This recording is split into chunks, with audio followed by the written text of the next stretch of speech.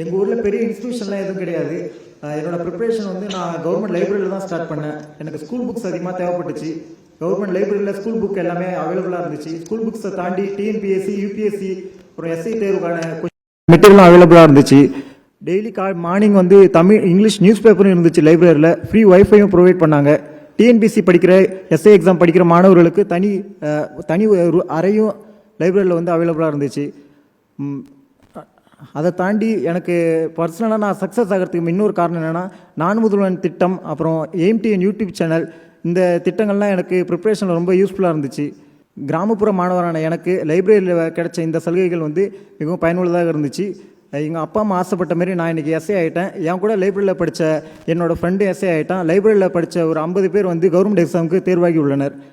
வாடகை கட்டிடத்தில் இயங்கின எங்கள் ஊர் லைப்ரரி இப்போது தமிழ்நாடு அரசால் புது கட்டிடம் வந்து கட்டித்தரப்பட்டுள்ளது. கல்விக்கு எப்போது முன்னுரிமை அளிக்கும் சிஎம் சார் எங்களுக்கு ஒரு முன்னுதாரணமாக, எங்களுக்கு ஒரு ஊக்கமாக இருக்கிறார். என் சார்பாகவும் என் ஊர் மக்கள் சார்பாகவும் மாண்புமிகு தமிழ்நாடு முதலமைச்சர் அவர்களுக்கு நன்றி.